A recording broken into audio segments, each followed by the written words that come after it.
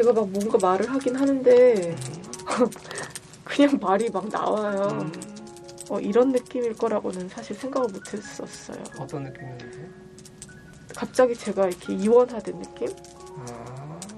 그 소울메이트라고 얘기하는 그 존재가 어느 순간부터 저한테 얘기를 자꾸 해주는 어느 순간에 내가 메시지를 받고 있다는 느낌이었었거든요. 그래서 맞아요. 다 비슷한 과정을 겪으십니다. 아, 네.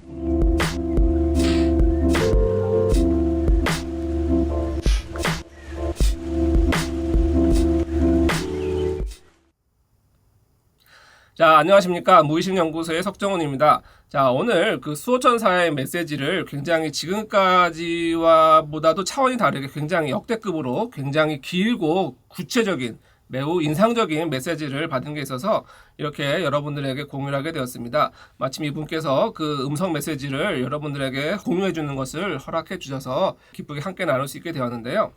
일단 오늘 메시지 내용이 굉장히 좀 방대하고 깁니다. 네, 굉장히 방대하고 길고요.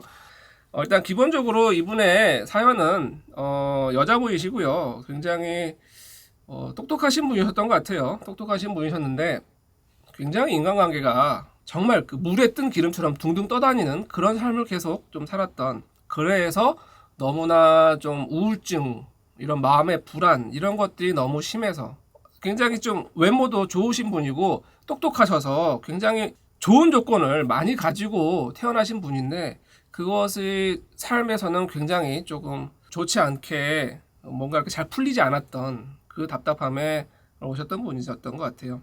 뭐 오늘 메시지 내용이 뭐 이분의 개인사가 그렇게 중요한 건 아니라서 뭐 특별히 구체적으로 설명드린 건 없지만 어쨌든 이분도 굉장히 힘든 그 유년 시절을 보냈고 결혼 과정에서도 뭔가 이제 이런 거죠. 학창 시절에 좀 굉장히 공부도 잘했고 외모도 좀 뛰어나고 눈에 보이고 그러다 보니까 거기에서 은따라 그러죠. 은따? 은근히 이렇게 따돌림 당하는, 근데 본인도 뭐 그런 것들을 뭐 담담하게 감수하는, 그리고 결혼 생활도 그렇고 사회생활도 그렇고 늘 뭔가 이렇게 사람들과 소통이 안 되고 이러한 삶을 하였던, 거기서 오는 깊은 우울 불안이 있었던 분이고, 또 이분이 또 아이를 키우면서 또 아이 육아 과정에서 늘 그런 것 같아요. 그 삶의 여러 가지 힘든 상처와 이런 것들이 꼭 육아 과정에서 그냥 다 터져 나오는 그런 경우를 많이 보게 되죠. 왜냐하면 이 아이를 키운다는 게 그 축구선수 박지성 선수 있잖아요. 박지성 선수도 그런 말 했던 것 같아요.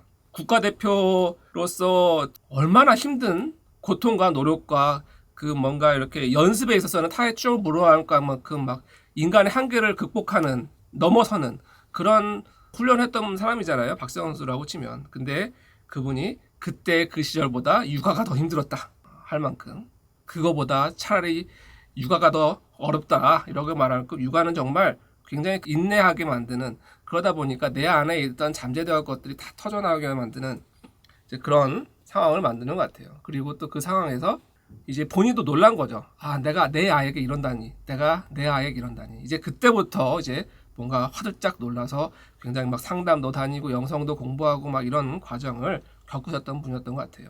자, 그래서 이제 본격적으로 이분의 메시지를 이제 여러분들에게 공유를 하게 될 건데요. 크게 이제 세 가지 부분으로 나눴다고 보시면 됩니다. 크게 세 부분 나와 있습니다. 전반부는 뭔가 이렇게 이분이 왜 이렇게 괴로운 삶을, 꼭 이분의 특정한 게 아니라 대부분의 공통적인 내용이겠죠. 왜 이렇게 괴로운 삶을 살 수밖에 없었나에 대해서, 그리고 벗어나려면 어떻게 해야 되나에 대해서 나오고, 이제 중간에 육아에 대한 이야기가 굉장히 여러 가지 나오고, 저도 이제 그 얘기를 하다 보니까 너무 이야기가 술술 나오는 거예요. 어떻게 이런 질문에 이런 답이 이렇게 술술 나오지? 너무나 신기해서 저도 조금 다른 때보다 더 많이 질문하고 더 조금 어려운 질문, 좀 난해한 질문, 굉장히 대답하기 좀 그렇게 힘든 질문을 던져봤는데 막힘없이 막 대답이 나오는 겁니다. 그래서 거기 여러 가지 육아에 관련된, 아이와 관련된 다양한 질문들을 이제 쭉 이어가고요. 마지막에 이제 좀 우리 세상 사람들에게, 특히 이제 한국 사람들과 우리 코로나 사태에 대한 이야기를 조금 하면서 이렇게 크게 세 부분으로 나눠진다고 볼 수 있을 것 같아요. 특히 이제 이분이 마지막에 제가 이제 그 끝에 이분의 이건 메시지가 아니라 이분이 그런 메시지를 할 때 본인이 어떤 체험을 했는지 이제 거기에 대한 설명도 직접 해주시거든요. 그것도 굉장히 흥미로우니까 한번 같이 들어보시면 좋을 것 같아요. 이게 보통 우리가 생각하는 그 소울메이트, 수호천사라는 존재가 어떤 느낌으로 체험되는지에 대한 굉장히 생생한 묘사가 있거든요. 그래서 그것도 한번 같이 들어보시면 좋을 것 같아요. 자, 이제 제가 이제 상담을 하는데 미래체면 상담을 많이 하잖아요. 바로 그 미래체면 상담을 할 때 수호천사를 제일 많이 만나게 되죠. 뭔가 직접적으로 뭔가 이렇게 처음부터 확 만나는 이런 느낌은 아닌데 그 미래 체험을 하면서 미래의 나와 내가 현재의 나가 이렇게 대화를 하면서 나도 모르게 이 존재를 느끼게 되기 시작합니다. 대부분 그렇게 진행이 돼요. 이분도 지금 그런 비슷한 과정을 겪게 됩니다. 자, 그래서 일단 제일 먼저 그 미래의 내가 굉장히 행복하고 성공하게 잘 살고 있는 미래의 내가 현재 본인에게 만나서 이제 이야기를 꺼내기 시작하죠. 이제 거기서부터 쭉 이어지는 겁니다. 자, 미래의 당신이 보세요. 어떤 모습인가요? 뭘 해야 될지 몰라서 갈팡질팡하는. 좋아요. 미래의 당신은 기분이 어때요? 그냥 흐뭇하게 바라보고 있어요. 흐뭇하게. 그래요. 전해주고 싶은 지혜와 사랑이 정말 많을 거예요. 그 말을 좀 직접 당신에게 말해주시겠어요? 그냥 다 되게 되어 있어. 좋아요. 계속 애쓰지 얘기해주세요. 마. 그냥 네가 원하는 대로 다 되게 되어 있으니까 불안해하지 말고 애쓰지 마. 너는 그냥 여기에 오게 되어 있으니까 그냥 저절로 오게 되어 있어. 불안해하지 말고 그냥 그렇게 될 거라고 생각하고 살면 돼. 그래요. 지금처럼 하면 돼. 그래. 왜 불안해? 어차피 이게 네 길인데. 그래도 그 시절을 돌아보면 당신도 저 때는 참 많이 불안했었잖아요. 그 불안에 대해서 어떤 말 해주고 싶으세요? 불안도 에너지야. 좋아요. 불안이 있으니까 공부를 하지. 불안이 없으면 공부를 할 수가 없어. 불안이 크면 그 응축된 에너지도 크기 때문에 더 많은 걸 이룰 수 있어. 불안이 없는 사람은 발전도 없고 사랑도 없어. 네가 그 불안을 느꼈기 때문에 더 큰 사랑이 없고. 너는 많은 사람한테 사랑을 줄 수가 있어. 네가 그렇게 큰 아픔을 겪지 않았으면 다른 사람 마음을 네가 알 수가 없을 거니까 과정이라고 생각해. 더 많은 걸 주기 위해서 겪은 거야. 그렇군요. 네 마음을 너무나도 잘 알지만 나도 어쩔 수가 없었어. 너한테 이걸 알려주려면 네가 이걸 경험해야 알 수 있잖아. 네가 이걸 모르면 너는 이 일을 할 수가 없잖아. 미안해. 너를 이렇게 하게 하고 싶지가 않았는데 너를 이렇게 하지 않으면 네가 여기로 오지 않을 것 같아서 진짜 미안해. 정말 미안. 너를 너무 아프게 해서 너무 미안해.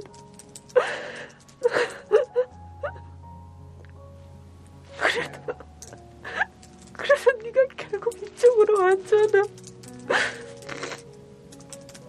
방법이 없었어.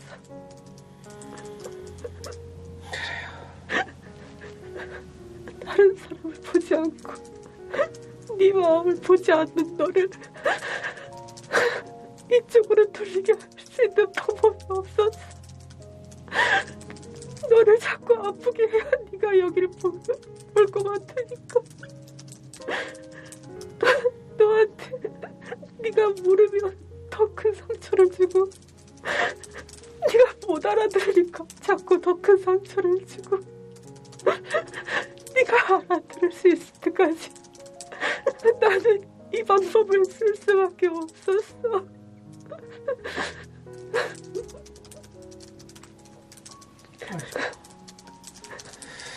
그랬군요. 그래도 굉장히 잘해줬어요, 그죠? 그래, 우리 칭찬해줄 것도 많을 거예요. 어떤 점 칭찬해주고 싶으세요?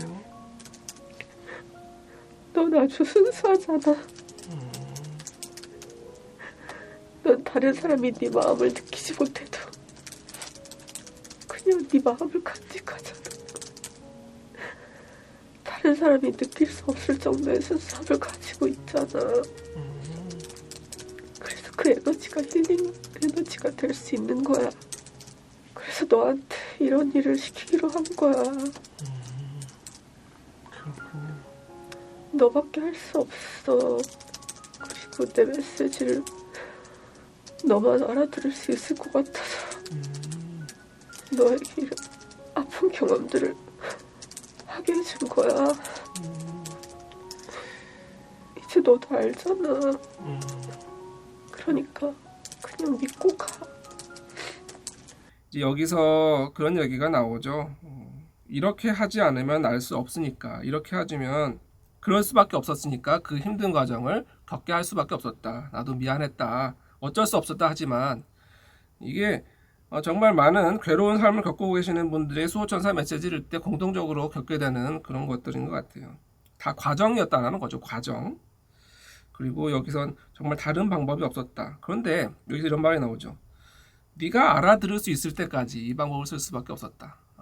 자꾸 다른 데만 보니까 여기를 보게 하기 위해서, 여기를 오게 하기 위해서 이 방법밖에 없었다. 그런데 너무 잘해줬다. 이런 얘기가 나오죠.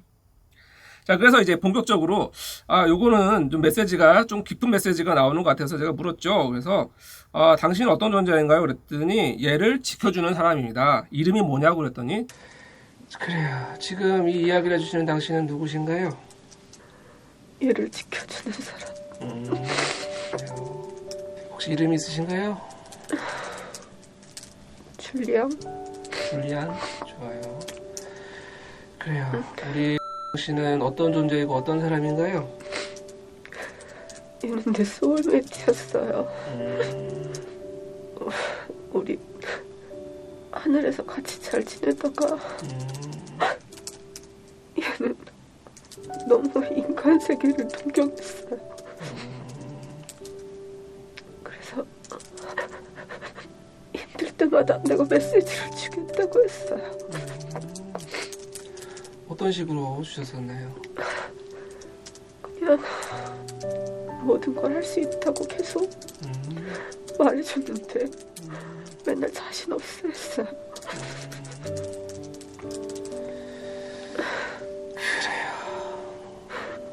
그러다가 자꾸 죽고 싶어 해서 죽지 못하게 책임을 자꾸 지었어요. 책임을. 얘는 책임감도 강하고 순수하기 때문에 생명에 대한 책임감이 강했어요. 아무리 얘기를 해도 모르니까, 못 알아들으니까. 나는 정말 더 할 수가 없었어요. 그래요. 뭘 진작에 좀 알았으면 좋았을까요? 어릴 때 가지고 있던 마음을, 생각을 너무 일찍 포기해버렸어요. 그게 뭘까요? 얘는 꿈이 마법사였어요. 초등학교 때까지는 자기가 마법사가 될 거라고 믿고 있었어요. 다른 사람들이 비웃을까봐 말을 못했지만 자기는 마법사가 될 거라는 그 생각을 버리지 않았어요. 그게 어떤 의미일까요? 지금 이 현재에서는. 마법사는 자기 미래를 자기가 만들어가요. 아하, 그렇군요. 아무 거에도 흔들리지 않아요. 누가 상처 줘도 상처 입지 않고 자기가 여기서 할 수 있는 걸 자기 마음대로 할 수 있다는 거. 그건 그 대신에 모두를 위한 일이어야 해요. 나쁘게 쓰는 마법사가 아니에요. 나를 위한 마법사가 아니고 빛을 내는 마법사. 좋아요. 자, 이제 그 일을 잘하기 위해서 앞으로 어떻게 살아줘야 할까요? 많이 알려야 돼요. 무엇을 알려야 될까요? 내 안의 마음이 늘 나를 괴롭힌다는 거. 다른 게 아니라 마음이 나를 괴롭힌다는 거. 아무것도 일어나지 않아요. 내 마음이 나를 괴롭혀. 마음의 괴로움에서부터 벗어나려면 어떻게 해야 할까요? 내 마음을 더 깊이 들여다봐야 돼요. 그러면 괴롭히는 게 뭔지 보여요. 계속 들여다보면 아무것도 나를 괴롭히지 않는다는 걸 알게 돼요. 내 안에 생각들만 나를 괴롭혀요. 그렇군요. 아무것도 필요가 없어요. 내가 내 마음의 소리만 알아들으면 되는데 귀 기울이지 않아요. 원치 않는 여러 가지 사건들이 생기잖아요. 네. 괴로운 사건들, 그리고 또 피해를 받은 상처들, 이런 것들로부터 괴로운 사람들은 어떻게 벗어나는 게 좋을까요? 내가 아닌 다른 사람이 경험하는 것처럼 바라보면 돼요. 그러면 내가 나만 상처받는다는 게 아닌 걸 알게 돼요. 좋아요. 그건 그냥 내 관점에서 보는 상처예요. 그리고 그 일어날 일은 나한테 뭔가를 알려주기 위해서 일어나는 거예요. 내가 그 전에 메시지들을 못 알아들으니까 좋아요. 더 강하게 좋아요. 내가 알아들으라고. 자, 만약에 조금 더 미리 알았다면 그런 더 힘든 일들을 좀 미리 예방할 수 있었을까요? 본인이 힘든 거를 선택했을 수도 있어요. 왜냐하면 그 정도로는 공감을 못했을 것 같아요. 좋아요. 상처가 깊어야 더 깊은 공감을 할 수 있을 거기 때문에 아마도 본인이 선택을 그렇게 또 했을 것 같기도 해요. 그렇군요. 그래요. 오히려 더 깊은 공감을 위해서. 네. 좋아요. 좋아요. 어쨌든 그럼 이 모든 과정을 통해서 궁극적으로 가야 할 곳은 어디일까요?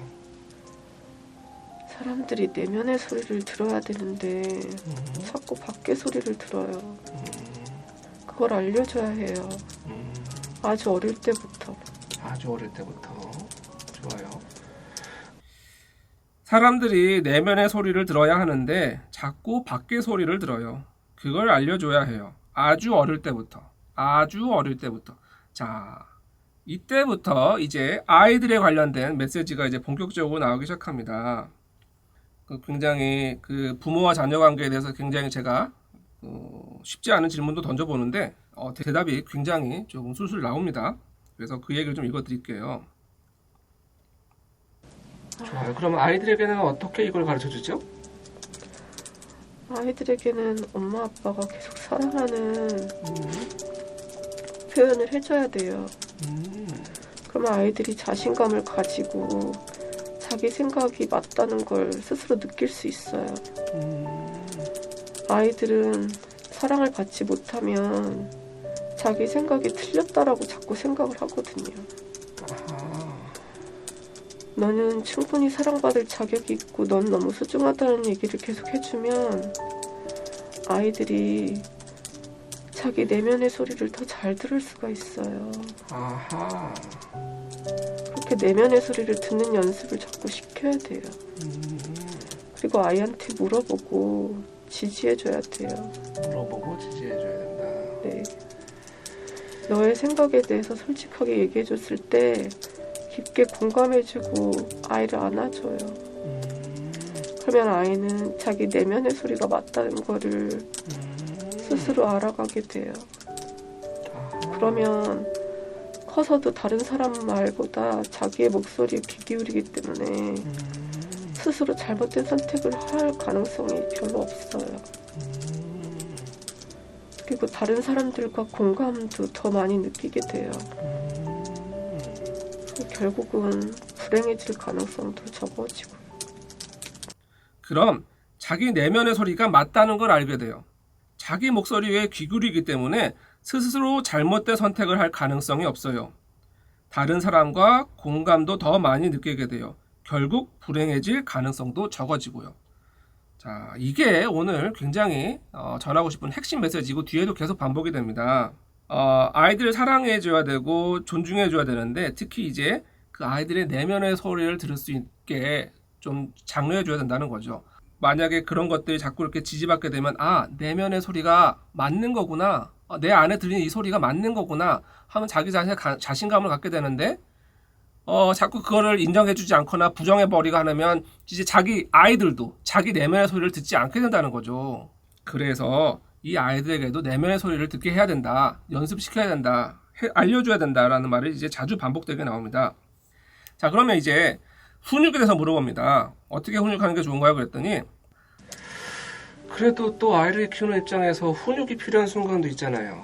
그때는 어떻게 할까요? 아이들은 완벽한 존재예요. 가르칠 필요가 없어요. 잘못된 건 부모들이에요.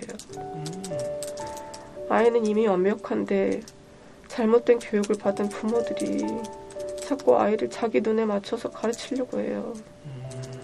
아이들은 너무 완벽해요. 얘네들은 가르치지 않아도 이미 다 알고 있어요. 다만 자기의 목소리를 들을 수 있는 기회를 안 주기 때문이에요. 기회를 줘야 돼요. 아이에게 네가 지금 하는 행동에 대해서 어떻게 생각하니라고 한 번만 물어봐도 다 알 수 있어요. 아이들은. 거기서 부모가 자기 생각을 얘기하는 것과 훈육하는 건 달라요. 부모가 너의 의견을 존중하지만 엄마는 이렇게 생각한다고 얘기해주면 아이는 견해가 다를 수 있다라는 걸 배우지만 너가 틀렸다라는 얘기를 하는 순간 아이는 자기는 자기 소리를 내는 거에 두려움을 느끼기 시작해요. 다르다는 거와 틀리는 건 달라요. 다를 수 있다라는 걸 가르쳐주면 아이는 거기서 그럴 수 있다는 가능성을 배우지만 틀렸다라고 얘기를 듣는 순간 위축되고 존재 부인을 당하는 느낌? 그러면 점점 자신이 없어지고 자기의 목소리를 내지 않게 돼요. 누구도 완벽하게 태어나지 않은 사람은 없어요. 뭐 좀 다른 얘기일지 모르겠지만 선천적인 장애를 가지고 태어난 아이들은 왜 그런 걸까요? 자기가 스스로 선택한 거예요. 한계 속에서 무한한 가능성을 시험해보고 싶은 거예요. 사실 한계라는 게 없기 때문에 육체적인 한계를 가지고 태어나서 자기가 그 한계를 벗어나고 싶은 선택을 한 건데 태어나서 그걸 잊어버려요. 그래서 그 장애에 갇혀있는 것 뿐이지 그 장애를 극복할 수 있어요. 극복이 아니라 그 장애를 가진 몸으로 완벽하게 모든 걸 다 해낼 수 있는데 다른 사람들이 알려줘요. 너는 그 몸으로 할 수가 없다고. 그래서 못하는 것 뿐이에요. 고칠 수 없는 병도 없고 장애를 가지고 태어났다 하더라도 자기가 마음만 먹으면 그걸 다시 정상인처럼 돌릴 수가 있는데 그걸 하지 않아요. 좋아요. 그렇다면 이런 꼭 장애나 아니면 그 장애는 아니더라도 뭔가 부족하다고 느껴지는 아이들을 키우는 부모는 이런 아이들을 어떻게 키워야 할까요? 부모들은. 부모가 완벽하다고 생각해야 돼요. 내 아이가 완벽하다고 생각하면 아이는 그대로 커요. 근데 아이가 부족하다고 느끼기 때문에 아이는 부모의 기대에 맞춰서 크는 거예요. 아이한테 계속 할 수 있다라는 그냥 너는 완벽한 존재 그 자체로 완벽하다라고 얘기를 해주면 그 아이는 엄마가 생각하는 그런 존재로 클 수 있어요. 그 부모에게도 뭔가 어떤 그런 걸 알려주기 위해서 그 아이가 태어난 거기 때문에 부모가 그런 그렇게 아이를 안 바라보면 좋겠어요. 좋아요. 어쨌거나 또 육아를 하다 보면 어쩔 수 없이 또 불가피하게 상처를 아이들에게 준 경우도 있을 거고 상처를 가진 아이들도 있을 거예요. 이렇게 상처가 생겨보는 아이들은 어떻게 해줘야 할까요? 엄마가 인정하면 돼요. 뭘 인정하면 될까요? 자기 잘못을. 아, 아이한테 계속 미안하다고 해요. 뭐가 미안한지 구체적으로 얘기해줘요. 엄마도 사람이고 감정이 있었기 때문에 순간적인 감정으로 너한테 했던 그런 잘못들이 너에게 상처가 됐을 건데 그게 너무나도 미안하다라고 얘기해줘야 돼요. 그러면 아이도 그 마음이 눈녹듯 없어져요. 상처받지 않아요, 더 이상. 좋아요. 근데 엄마는 그걸 인정하는 게 창피한가 봐요. 아, 사람들은 자기가 잘못한 걸 인정하는 걸 되게 두려워해요. 그거 별거 아닌데 해보면 진짜 별게 아닌데 그렇게 해주면 아이가 마음속에서 굉장히 위로가 되고 마음속에서 울지만 그 울음이 슬퍼서 우는 게 아니라 기뻐서 우는 거예요. 자기가 잘못해서 그런 게 아니라는 걸 알고 아이가 자신감을 다시 얻어요. 자기 존재가 소중하기 때문에 엄마가 나를 이렇게 소중하게 대한다는 걸 느끼면 아이가 그 상처에서 빨리 나올 수 있어요. 늦어도 늦은 게 아니에요. 언제라도 해주면 돼요. 좋아요. 그러면 이 땅에 수많은 부모님들에게 꼭 전할 말이 있다면 어떤 말을 강조하거나 전해주고 싶으세요? 아이는 내가 뭔가를 배워야 되기 때문에 아이가 온 거예요. 내가 이 아이를 통해서 뭘 배워야 하는지를 알려주기 위해서 나에게 온 거기 때문에 그 아이를 소중하게 존중해주고 아이가 주는 메시지에 귀를 기울여야 돼요. 그래요. 이 부모와 아이는 어떤 인연을 가지고 이렇게 태어나게 되는 걸까요? 아이는 내 스승이에요. 모든 곳에 내가 항상 배울 수 없기 때문에 내가 성인이 돼도 배울 게 많기 때문에 아이를 스승으로 보내주는 거예요. 배운다라기보다 내가 뭔가를 깨달아야 되기 때문에 내가 놓치고 있는 어떤 게 있으면 그걸 아이를 통해서 알아차리라고 아이가 나에게 오는 거예요. 아이는 나의 아랫사람이 아니고 내 소유물이 아니고 굳이 정확하게 얘기하자면 나의 스승이에요.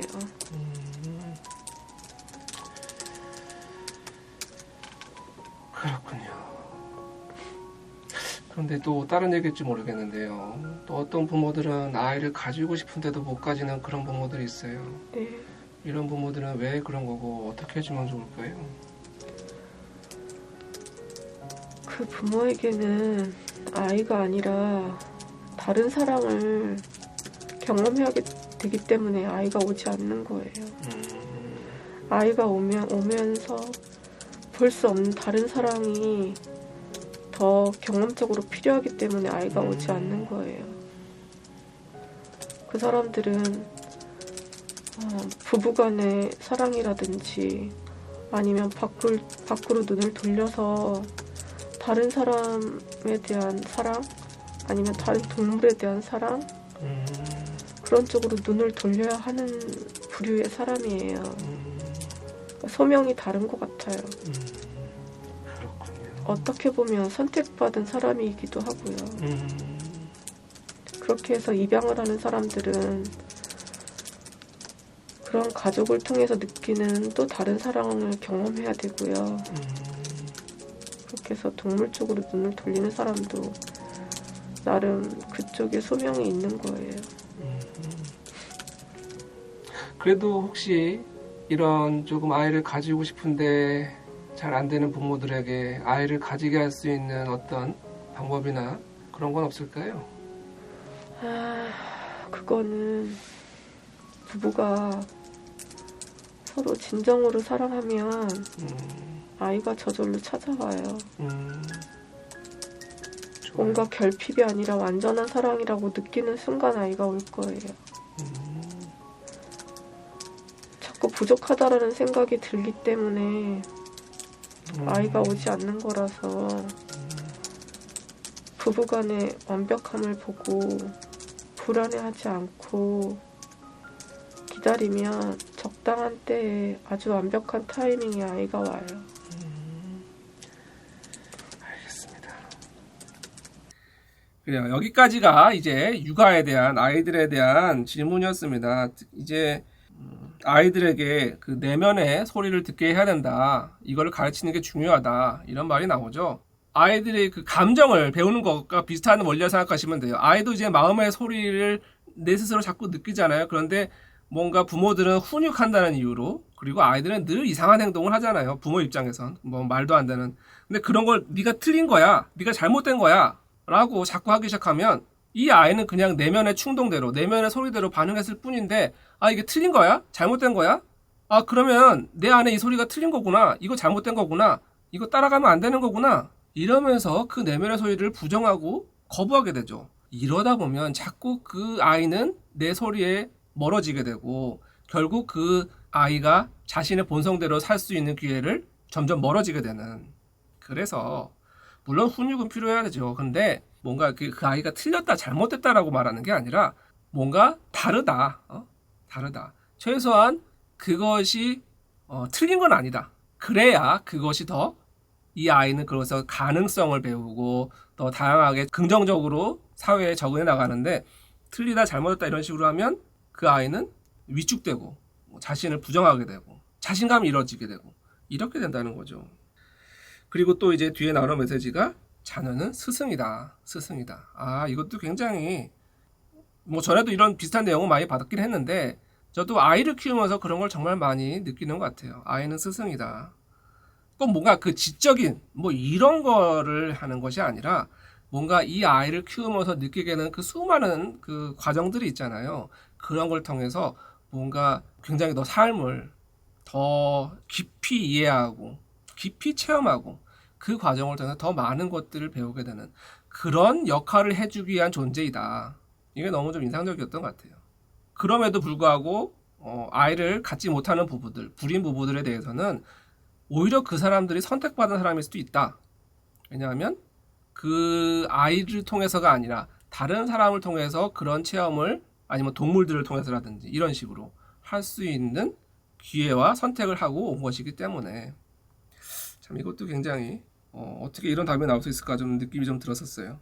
그리고 아이를 가지는 것은 진정한 사람, 결핍이 아니라 진정한 사랑을 느끼면 찾아오게 될 거다. 자, 저도 사실 여기에 대해서 좀 체험한 것이 좀 있고요. 그래요. 저도 결혼을 늦게 하고 아이가 잘 생기지 않아서 굉장히 힘들었던 경험이기 때문에 이게 어떤 느낌인지 잘 압니다. 어떤 느낌인지 잘 알아요. 자, 아무튼 이제 마지막으로 이제 많은 분들이 궁금해하시는 코로나에 대해서 조금 더 물어봅니다. 이제 그러고 이제 마무리가 되는데, 요거 마무리하고 다시 좀 읽어보릴게요. 혹시 지금 이 땅을 살고 있는 한국 사람들에게 전할 말은 따로 없어요? 다들 너무 급해요.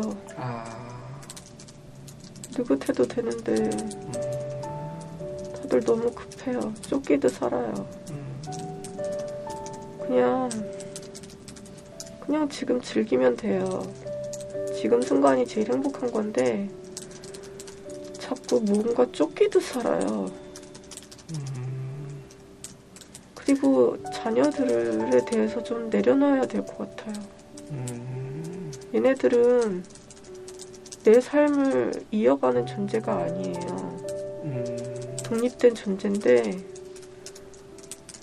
마치 내 삶의 연장선상인 것처럼 내 자식들을 대하고 늘 쫓기듯 살아요. 아이들은 내려놓고 나는 이 자리에서 조금 더 여유롭게 나를 여유있게 바라보면서 사는 게 필요한 것 같아요. 알겠습니다. 혹시 지금 세상을 덮고 있는 코로나에 대해서는 해줄 말 없으세요?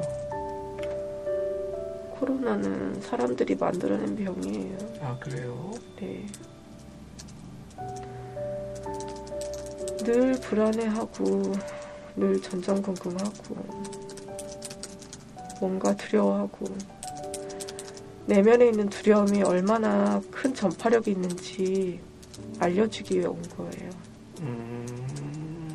두려움은 전파력이 강하기 때문에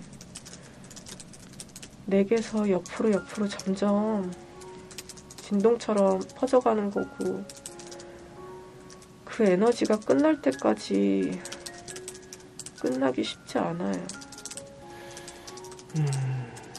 근데 어느 순간 사람들 마음속에서 코로나에 대한 두려움이 서서히 없어지면 그때 이 질병도 없어져요. 점점 힘을 잃어요.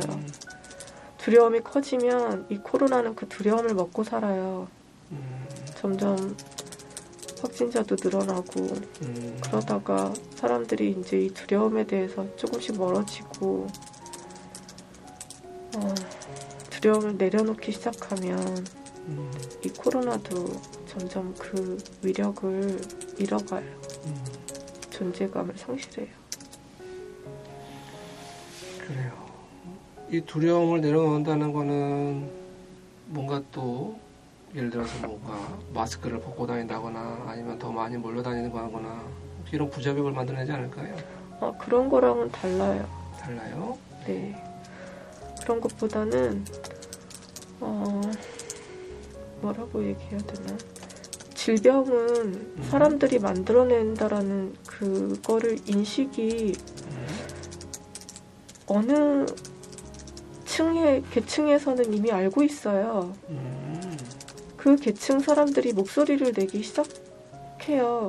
근데 조금씩 알고 있는 사람들이 그 사람들의 에너지는 너무 크기 때문에 그 사람들의 에너지가 점점 커져서 일반인들을 커버할 수 있을 때가 되면 그러면 일반인들이 두려움을 느낀다 하더라도 그걸 상쇄시킬 수 있어요. 이 에너지라는 거에 대한 개념과 경험 이런 것들을 하는 사람들이 점점 많아지면 많아질수록 더 좋은 쪽으로 이렇게 흘러가기 때문에 그런 사람들이 더 많아져야 하고요. 사람들의 인식이 많이 바뀌어야 돼요. 좋아요. 조금 논란이 있을 수 있는데 이 백신 때문에도 논란이 많은 것 같아요. 이 백신은 어떻게 접근하는 게 좋을까요? 백신은 무의식과 같은 거예요. 나는 백신을 맞았으니까 안전하다라는 생각을 그냥 하는 거예요. 물론 그게 도움이 돼요. 왜냐하면 백신을 맞아서 안전하다라는 생각을 하면 그건 곧 현실이 되기 때문에 더 많은 사람들을 예방할 수는 있기 때문에 그러니까 병이라는 게 무의식에서 온다라는 거를 이미 어느 정도 사람들은 다 알고 있어요. 자기가 인식하지 못하는 것 뿐이지 이미 다 알고 있기 때문에 그 백신을 맞고 부작용이 생긴다라고 두려워하는 사람들에게는 부작용이 생길 수 있지만 그거 아무것도 아니라고 생각하면 부작용 같은 거 없을 수 있고 그냥 다만 내가 맞아서 안전하다라는 생각을 퍼뜨리는 게 더 중요하다라는 느낌이에요. 좋아요. 자, 이제 마지막으로 꼭 전하고 싶은 말 있다면 어떤 말을 전하고 싶으세요? 상처받는 영혼은 없다. 좋아요. 상처받으려고 태어난 게 아니기 때문에 그걸 아는 순간부터 상처받지 않을 수 있어요. 그럼 그 다음부터의 경험은 뭐든지 소중하고 완벽한 경험이 될 수 있어요. 좋아요. 상처받는 영혼은 없어요. 상처받으려고 태어난 게 아니기 때문에 그걸 아는 순간부터 상처받지 않을 수 있어요. 그 다음부터의 경험은 뭐든지 소중하고 완벽한 경험이 될 수 있어요. 이게 너무 좀 인상적이었어요. 제가 그 커뮤니티 게시판에도 이 부분을 제가 올렸었죠. 이게 너무나 짧지만 뭔가 내 마음을 좀 굉장히 편안하게 만들어주는, 그리고 뭔가 이렇게 어떤 큰 느낌을 주는 그런 말이었던 것 같아요. 많은 분들도 그렇게 생각해 주셨던 것 같고요. 그 커뮤니티 게시판에. 그래요. 오늘 메시지가 좀 길었습니다. 길었고, 근데 좀 길 수밖에 없었던 이유가 제가 상담을 하면서 이제 이렇게 이런 그 체험을 많이 하고 제가 또 거기에 적절한 또 질문을 던지고 하잖아요. 그런데 저도 느낌이 있죠. 너무 이 질문에 어떻게 이런 질문에 이런 답이 나오지 싶은, 그리고 실제 이제 음성 들어보신 분은 알겠지만 이분이 말이 좀 약간 빠른 편입니다. 약간 빠른 편인데 굉장히 일사천리로 이야기를 막 하시죠. 그런데 이분 스스로도 본인이 그런 자신이 신기했대요. 내가 왜 이런 말을 이렇게 막 하고 있지? 그런 말을 하시면서, 그러면서도 뭔가 이렇게 그렇게 생각할 겨를도 없이 자기도 막 말을 하고 있더래요. 자기 스스로가. 이분도 아마 본의 아니게 굉장히 좀 스스로 깊은 체면에 좀 들어가게 된 것 같아요. 제가 늘 말씀드리지만 저는 깊은 체면을 추구하는 사람이 아닙니다. 상담을 하기 위해서 꼭 그 깊은 체면이 필요한 것도 아니고요. 그런데 저는 모든 분에게 똑같은 방식으로 이렇게 유도를 하죠. 그런데 어떤 분들은 굉장히 좀 깊이 들어갑니다. 그럼에도 불구하고 그런 분들은 이제 여러 가지 상황들이 맞았을 때 그런 체험을 하게 되죠. 무엇보다 일단 저에 대한 신뢰가 제일 중요하고요. 저에 대한 신뢰, 그리고 본인에 대한 믿음도 중요합니다. 왜냐하면 그 최면을 경험해 보시면 알겠지만 이게 늘 그 최면이라는 게 이렇게 뚝 떨어지는 느낌이 아니에요. 나의 그 의식, 에고라고 하나요? 이거를 계속 막 실랑이 하는 느낌이 듭니다. 나의 의식과 무의식이 늘 실랑이 하는 느낌이. 저의 지시를 따르면서도 본인의 에고는 계속 중얼거리죠. 이게 뭐 최면 안 걸린 것 같은데 뭐 이런 느낌을 받으면서, 그런 걸 이겨내시고 따라올 수 있는 분들이 그 깊은 최면을 경험하시는 것이고, 그리고 또 이런 깊은 경험을 하시는 분들의 공통적인 부분들이 뭐냐면 뭔가 삶의 깊은 어떤 뭐랄까 경험이 있죠. 그 경험이라는 게 여태까지 그 쌓여 있었던 그런 체험이 있죠. 아주 깊은 슬픔일 수도 있고 뭐 여러 가지 이제 그런 것들이 이제 어느 정도 충분히 농익었을 때, 그리고 그것을 이제는 그냥 둘 수 없을 때, 그리고 그것을 피하지 않고 정면으로 들여다봤을 때, 그때 이제 그 나의 가장 깊은 나를 만나게 되는 거고요. 뭐 아무튼 오늘은 뭔가 이렇게 이 내용에 대해서 해석을 뭔가 해드린다기보다 일단은 그 크게 세 부분이었죠. 앞부분에는 이 괴로움을 겪게 되는 것에 대해서 삶을 살았던 것에 대해서 어쩔 수 없었다는 말을 하죠. 여기를 보지 않으니까 보게 만들기 위해서, 여기를 오지 않으니까 오게 하기 위해서 그 과정이었다. 자꾸 다른 것을 보니까 과정이었다는 거죠. 이게 정말 많은 분들이 공통적으로 받게 되는, 체험하게 되는 메시지인 것 같아요. 그래서 그 감사해야 된다는 말을 정말 많이 하잖아요. 감사해야 된다. 사실 감사라는 게 말처럼 쉬운 게 아니에요.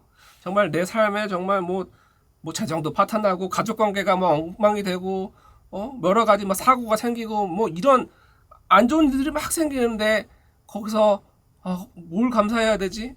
감사는커녕 원망과 증오와 불만이 튀어져 나올 수 있는 상황인데 말이에요. 그런 상황에서 감사하는 건 정말 쉽지 않죠. 쉽지 않아요. 그럼에도 불구하고 이런 모든 일들이 괜히 생긴 게 아니구나. 나에게 뭔가를 알려주기 위해 온 거구나. 이런 관점으로 보기 시작하면 거기서 지금 나의 닥친 이 괴로움을 조금 받아들일 수 있게 되죠. 그리고 거기서부터 그것을 다른 관점으로, 다른 각도로 보기 시작하고, 바로 이런 관점의 차이가 그 삶을 바꾸는 겁니다. 나에게 어떤 일이 생겼나, 이게 내 삶을 바꾸는 것이 아니라 그 나에게 이미 온 사건을 내가 어떻게 해석하느냐, 어떻게 받아들이고 어떻게 다루었느냐, 바로 거기서 그 사람의 진가가 드러나는 거고 그 사람이 카르마가 해결되는 거고 거기서 그 인생이 바뀌는 거라는 거죠. 바로 그 내 앞에 닥친 이 일들을 어떤 관점으로 보느냐. 그것을 불만과 원망의 관점으로 보느냐 아니면 감사의 관점으로 보느냐. 바로 그것을 깨닫게 되었을 때 나는 내가 정말 있어야 할 곳으로 오게 된다는 그런 내용인 것 같고요. 특히 이제 오늘 메시지의 그 핵심은 그 아이들에 대한 메시지였던 것 같아요.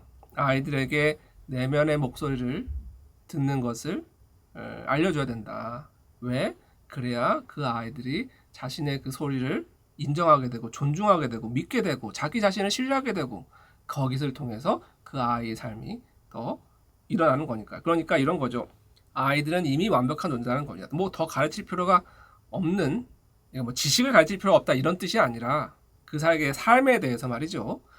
그런 것들을 더 가르칠 필요가 없는 완벽한 존재인데 어른들은 자꾸 마치 자신의 삶을 이어가는 어떤 존재로서 자꾸 뭔가 내 소유물처럼 때로는 나를 대신하는 어떤 존재로서 내가 이루지 못한 것들을 대리만족시켜주는 그런 존재로 자꾸 보다 보니까 이 아이의 본질을 보지 못하고 이 아이의 그 내면의 소리를 인정하지 않아주고 이러다 보니까 그 아이는 일시적으로는 부모의 뜻에 따라서 잘 크는 것처럼 보이지만 어느 정도 이제 자기 자신의 발로 자립해야 될 이런 성이 되었을 때 자신을 찾지 못하고 방황하게 되고 흔들리게 되고 이런 케이스들을 너무 많이 본다는 겁니다. 그래서 조금 둘러가는 것 같아도 아이는 이미 완벽한 존재다라는 그런 마음으로 그리고 오히려 또 나의 스승이라는 마음으로 스승이라는 것이 그러니까 뭔가 나에게 지식을 가르치고 이런 존재의 스승이라기보다 내 삶을 내가 이 삶을 통해서 배워야 될 것들을 체험하게 해주는 그런 스승 같은 존재다. 그런 차원에서 보다 보면 그 아이를 좀 더 존중하게 되고 그리고 새로운 모습으로 그 아이를 믿고 그렇게 그 믿는 모습으로 그 아이를 볼 때 그 아이가 그 기대대로 큰다는 거죠. 그런데 너는 자꾸 부족해. 뭐가 잘못했어. 뭘 배워야 돼. 자꾸 부족하고 이런 존재로 자꾸 그 아이를 보게 되면 그 아이는 그 기대대로 큰다게 된다는 겁니다. 아, 나는 뭔가 부족하구나. 불완전하구나. 배워야 되는구나. 이거를 제가 그 어머님들 상담할 때 정말 많이 느낍니다. 어머님들 자녀 걱정이 정말 굉장하죠.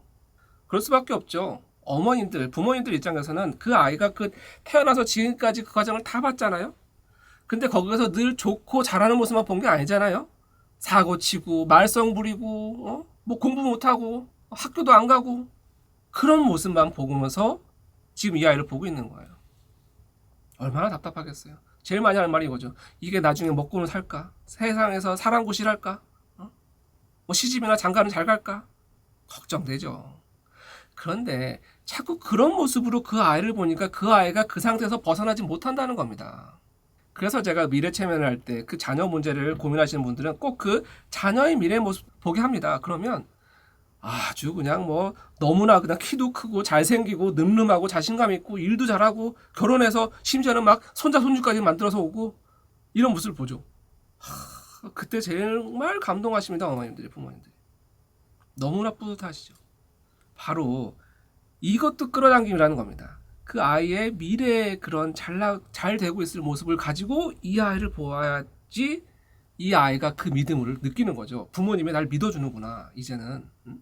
바로 그런 것들도 끌어당김이 되는 겁니다. 바로 이제 그 얘기라고 연장선이라고 보시면 될 것 같아요. 이 아이는 이미 완전하다. 완전하다는 건 뭐예요? 다 자기 삶을 다 살 수 있는 모든 것을 다 가지고 나온 아이다. 자꾸 걱정하지 마라. 오히려 따뜻하게 믿어주고 그렇게 사랑으로 봐주면 이 아이는 자기의 길을 찾아가게 된다. 이게 오늘 전해드리고 싶은 정말 중요한 메시지였던 것 같아요. 그리고 그 과정에서 이제 뭐 장애아를 가진 부모님들이나 아니면 아이를 갖기 어려운 부분에 대한 얘기도 나왔던 것 같고요. 뭐 이미 너무 설명을 잘해줬기 때문에 제가 굳이 설명을 안 해도 될 것 같아요. 그리고 이제 뭐 코로나 백신 너무나 많이들 궁금하시는 것 같아요. 댓글에 보면 정말 그거 물어봐달라고 하시는 분들 정말 많습니다. 사실 뭐 지난 방송에도 굉장히 많이 물어봤는데도 불구하고 핵심은 두려워하지 말라는 메시지가 굉장히 공통적으로 나옵니다. 두려워하지 말라, 지나갈 거다. 그런데 자꾸 그것을 이제 호들갑을 떨고 하다 보니 그 난리가 나는 거다. 백신도 같은 관점에서 이야기를 해주는 것이 많은 것 같아요. 그 백신 자체가 뭐 성능이 좋다 아니다가 중요하지 않다 뭐 이런 느낌인 것 같아요. 맞으나 안 맞으나 똑같다. 이분 같은 경우는 이것도 이제 어떤 그 무의식이다 이렇게 얘기를 하셨죠. 그런 표현이. 그래서 뭐 그런 것들이 정말 효과가 있냐 없냐의 차원이 아니라 내가 그것을 어떻게 받아들이느냐 그 마음의 자세가 더 중요한 것 같다. 이렇게 얘기해 주실 것 같아요. 그런데 그것도 그거지만 이분이 이 메시지 그 사후 면담을 이렇게 면담 하잖아요. 상담 끝나고 그때 했던 그 체험담이 너무 좀 인상적이었어요. 그것도 좀 읽어드릴게요. 이분의 직접 체험담. 그래서 그래요. 잘하셨고요. 기분 좀 어떠세요? 되게 잘 모르겠어요. 제가 막 뭔가 말을 하긴 하는데 그냥 말이 막 나와요. 근데 그러니까요. 가끔씩 이게 내 의식인가 하는 생각이 그럴 수 있죠. 번개처럼 지나가긴 하는데 제가 그 생각이 들기 전에 다음 말이 또 막 나와요. 근데 저는 제 소울메이트가 있었다라는 생각을 사실 제가 그냥 최근에 소장님 영상을 보면서 도대체 나한테는 왜 안 나타난 거야? 제가 막 혼자서 웃으면서 그런 얘기 한 적이 있었거든요. 근데 이런 느낌일 거라고는 사실 생각을 못 했었어요. 어떤 느낌인지? 그러니까 갑자기 제가 이렇게 이원화된 느낌? 저는 이렇게 그 소울메이트라고 얘기하는 그 존재가 어느 순간부터 저한테 얘기를 자꾸 해주는 저는 그게 처음에는 저인 것 같았는데 어느 순간에 내가 메시지를 받고 있다는 느낌이었었거든요. 네. 맞아요. 다 비슷한 과정을 겪으십니다. 네. 그러니까 이게 막 말이 나오는데 이게 내 얘기는 아닌 것 같고 뭔가 나와 약간 분리된 어떤 존재 같은 느낌이 들기도 하면서 또 그 존재가 나를 너무 안타깝게 보기도 하고 사랑스럽게 보기도 하고 그렇죠. 네, 그러면서 갑자기 그 전에 힘들었던 경험들이 이렇게 녹아내리는 것 같았어요. 좋아요. 아주 멋진 경험하셨고요. 그나저나 어떤 그 소울메이트, 그 미래의 내가 소울메이트가 되어서 이야기해준 느낌을 굉장히 특별한 체험을 하셨고 굉장히 길게 저도 조금 흥미로워서 조금 더 시간을 많이 써서 얘기를 좀 해봤어요. 본인의 기분은 어떠셨어요? 되게 갑자기 그 소울메이트가 나타나면서요. 온몸의 감각이 없어졌어요. 아 그래요? 네. 그러니까 내가 이 안에 없는 느낌? 갑자기 이제 몸에 전체적인 감각이 싹 없어지면서 그냥 여기만 있는 것 같았어요.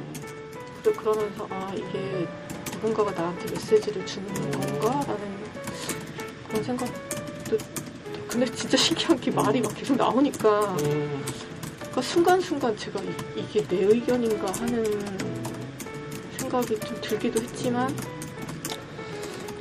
생각할 겨를 없이 말이 나오는 건 참 신기한 느낌이긴 했던 것 같아요. 혹시 이 내용을 조금 다른 분들 위해서 음성을 좀 공개 좀 마음은 있으세요? 감사합니다. 저도 원장님께 너무 감사드려요. 네, 그래요. 왜냐면 저도 뜻하지 않게 뭐라 그럴까 저도 받은 메시지를 전달을 해주는 게 도리인 것 같아요. 그래요. 감사드리고요. 저 거기에서 같이 느끼는 그런 게 좀 있죠. 오기 전에 이제 소장님 거를 제가 며칠 동안 물론 계속 듣고 있는데 이제 조금 더 몰입하고 싶어서 다른 분들 거 이제 계속 녹화된 거 봤는데 과연 내가 내 음성 공개할 수 있을까 이런 생각을 사실 했었어요. 근데 막상 메시지를 받으니까 이거는 내 게 아니구나 공유해야 되는 거구나라는 생각이 그래요. 들더라고요. 그래요. 정말 많은 도움이 될 것 같아요. 특히 아이를 키우는 자세에 대해서는 너무 저에게도 개인적으로 공감이 많이 됐던 부분이었던 것 같아요. 저도 그 부분 좀 소름 끼쳤어요. 정말 신기한 건요. 제가 저희 아이를 되게 어려워하거든요. 근데 그게 저는 제가 왜 내가 얘를 어려워할까 이게 항상 의문이었어요.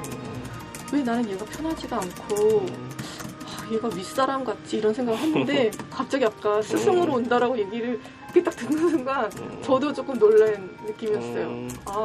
그래서 지금 생각에 그래서 아이가 내 스승이라서 나는 어렵구나라는 그런 생각이 좀 든다라는.